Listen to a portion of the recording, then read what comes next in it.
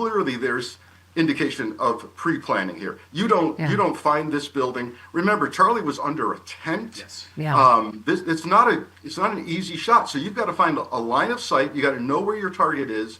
You got to be familiar with the buildings and how to get in and out undetected. Yeah, someone spent some time on this. We know when you appear on TV, something bad has happened. So I know you're in high demand. Former FBI Frank Fugelsang. So Frank, let's start with the FBI had a press conference this morning already. So they said they're still engaged in an active manhunt for a college-aged shooter. They recovered a high-powered bolt-action rifle in a wooded area where Kirk's killer is believed to have fled. They confirmed they have images of the assassin. They're analyzing video of the gunman's movements as well as palm and footprints near the weapon. So, I mean, that seems like a lot of information so far. What's your take? Good morning, Stephanie. That's a good start for evidence collection. That's something you can go on. Why do I say that?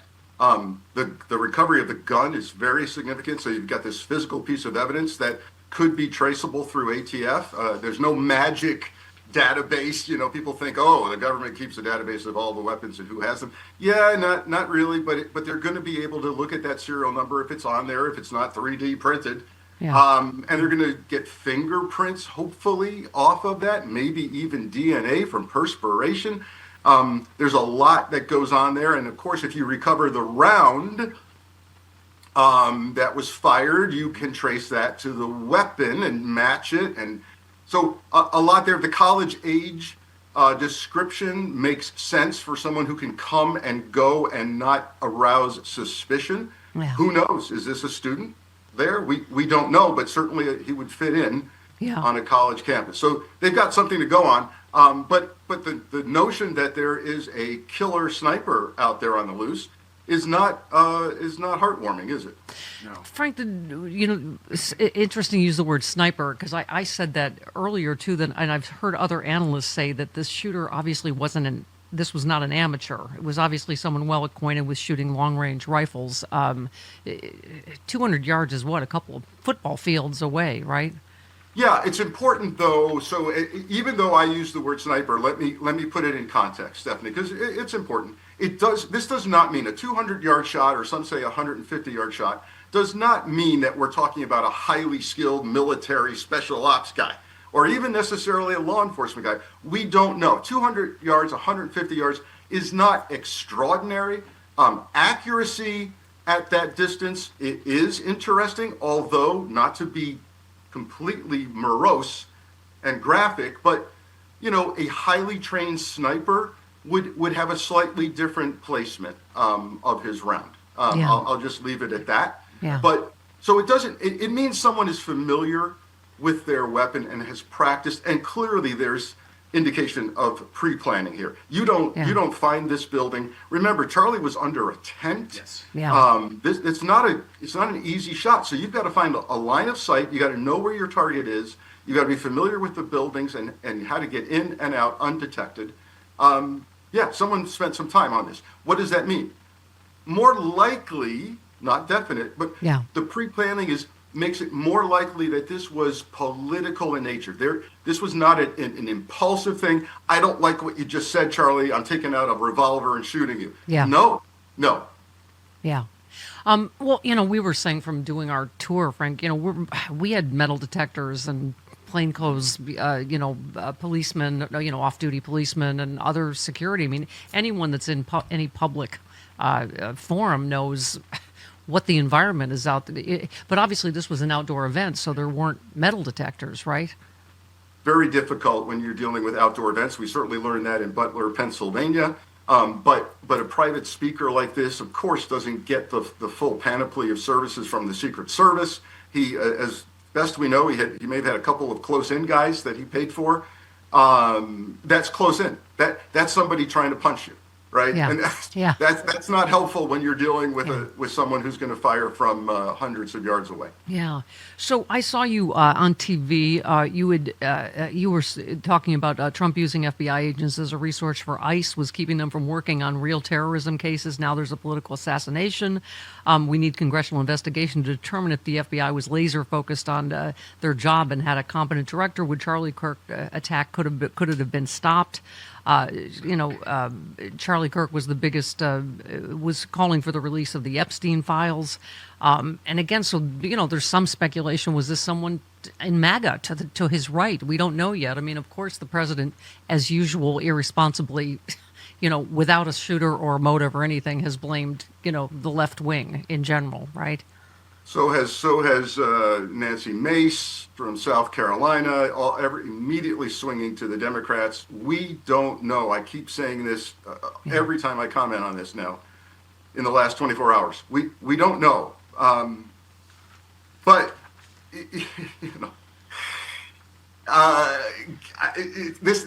this situation is just surreal in the sense that we're in our own little bubbles. We believe what we want to believe, right? Yeah. And the conspiracy theories are outright ridiculous. But here's the deal. What you're quoting me from is back in April. I was on the Dean Obeidallah radio show, Right. and we were talking about changes to the FBI.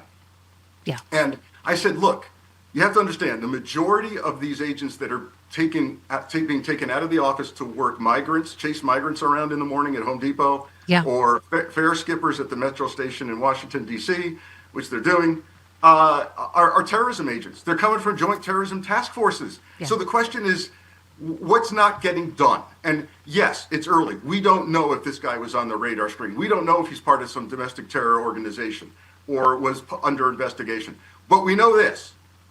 I guarantee you, agents in the Salt Lake City field office and around the country who should be working domestic terrorism are weakened and undermined because they're doing something else. And we should all be upset about that, Frank. I mean, this last shooter that had all the racist and anti-Semitic and whatever.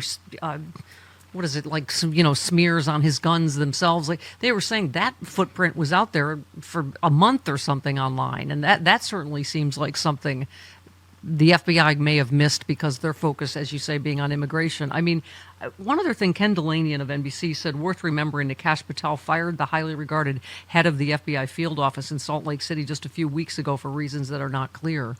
Do you know anything about that? Or I do. Okay. A couple of things. I know that she happens to be ethnically Middle Eastern. I believe she's Pakistani, and I believe she's been labeled as a DEI hire.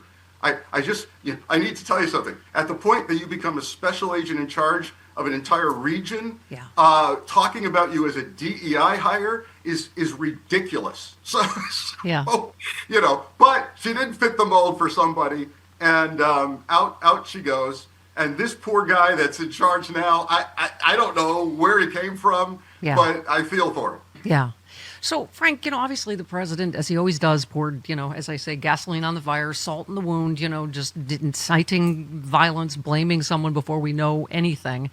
And as we were saying, of course, he conveniently left out all of the attacks, right, on the Democratic politicians in Minnesota, on and on. The fact that the shooter in Butler was a Trump voting Republican MAGA guy. I mean, I keep saying this, that, they're always going to say, oh, you're politicizing a tragedy. Well, don't we have to go with what Republican Chris Wray testified to Congress, that 7% of this violence is right-wing extremism, is what's categorized as that. That's not me just, hyperbolizing, right?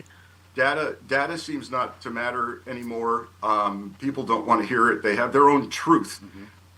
The truth isn't truth, as Rudy Giuliani said. The data is there. White guys who lean right and fall into rabbit holes on conspiracy theories tend to be the mass shooters. That's just the reality. And I say this, look, and this isn't, I don't believe this to be a political statement. I believe this to be a larger human statement, which is, if you're mourning the death of Charlie Kirk, and by the way, I'm grieving the loss of the violence, and I'm grieving the loss of civility in our society. Yeah.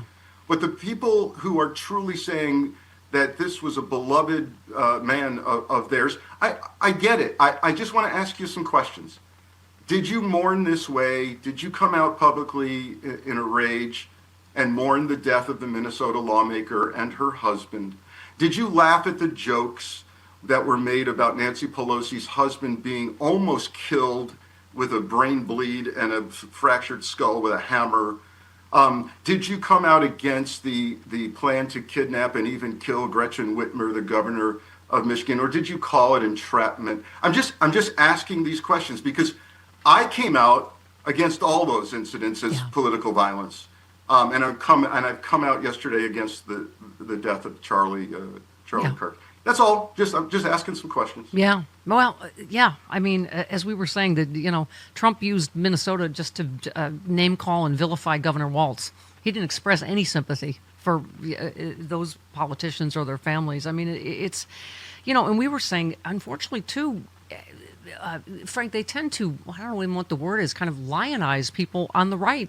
That whether it's a Kyle Rittenhouse or giving full military honors to Ashley Babbitt, who is a terrorist.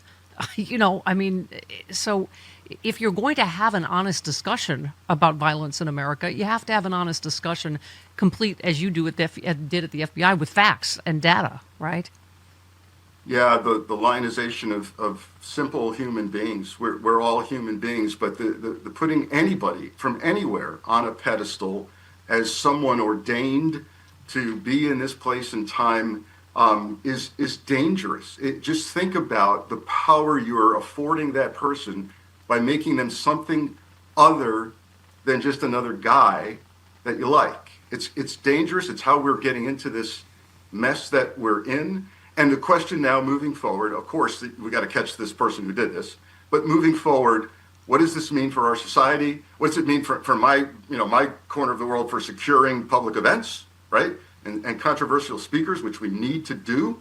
But is this, the irony here, Charlie's organization is called Turning Point USA. I don't want this to become a turning point toward even greater political violence, nor do I want either side of the aisle to exploit this for a political agenda. Yeah. We were talking about this, speaking of politicizing the murder of this Ukrainian woman in Charlotte. A Pod Save America host calling MAGA Fury out of the Charlotte train murder, specifically their outrage over the suspect being out on the street despite a lengthy criminal record. John Favreau tweeted, "Real talk, Democrats should just admit that some of the politicians have been way too lenient in releasing dangerous criminals from prison these last few years. Just a few crimes committed by people they let out early: violent assault, sexual assault of a child, solicitation of a minor, possession of child pornography, domestic abuse, aggravated DUI, reckless homicide, attempted murder, stalking, burglary." Well, of course, these were all offenses committed by January 6th terrorists that were pardoned and let back out. Yeah, again, we speak with forked tongue, right? Don't we? You've got to look at the bigger picture and step back and get off of your radar screen. Are we seeing the effects of a broken criminal justice system on a local level? Absolutely. Are we seeing the inability to get quick mental health treatment play out on our streets? Absolutely. Should this guy have been out and about? Probably not. Yeah. But fix it. Don't politicize it. Yeah. And if you're going to say, mental health, or we got to prosecute and jail more, why are you cutting all of the funds for mental health grants? I talk to police leaders who say, we had a great program going, responding to domestic calls and mental health calls with professionals. That's grant money that's being cut. Can I ask you one last one before we go? I know we're running long, but on the Epstein files, Representative Moskowitz said, so you're telling me someone 22 years ago went back to the future and forged his signature when he was a Democrat, and somehow this person knew he would become a Republican and become president 22 years later. We should immediately open up an investigation. I mean, this cover-up of the Epstein files is just getting more ridiculous by the day, including with Mike Johnson saying Trump was an FBI informant, and then walking that back. Yeah, I came out quickly and said, no, this doesn't look like an informant situation to me. But and I'm not a handwriting expert, but certainly that Donald signature looks pretty close to me. Yeah. But that's not the point. The point is we need to know whether either our president is protecting someone else that was engaged with Epstein in inappropriate behavior, or himself, or hey, could it be that the president's being extorted by someone who has something on him and says, Donald, if you release my part of the Epstein file, I'm coming out against you. We don't know, and that's the problem. Yeah. He can release the files. If you're an informant, waive your privacy right. Get it out. If you've been interviewed by the FBI about Epstein, which is likely, go ahead and release your 302 interview report. Yep. Just do it. Yep. Frank, thanks for taking time last minute. We know you're in high demand today, unfortunately. Yep. Thanks anytime for you. Thank you. Be safe. Thanks, Frank. Be safe. Well, what if I told you that most collagen products aren't just a waste of money? They're loaded with toxins that could lead to skin issues, heart problems, even cognitive decline. Scary, but it's true. See, collagen is the most abundant protein in your body, and your natural supply drops as you age. That's why so many people our age are turning to collagen to relieve joint pain, rebuild bones, even look years younger. Here's the catch. You have to know what to look for, or you could end up doing more harm than good. Before you buy another tub from Amazon or your local store, go check out the top 5 collagen warnings every American needs to see, along with a special offer. It's a quick read that could save your health and your wallet. Right now, get a special bundle deal at a fraction of the retail price and free shipping. This offer is only available at getnativepath.com/Stephanie. That's getnativepath.com/Stephanie. I love my Native Path collagen. You will too.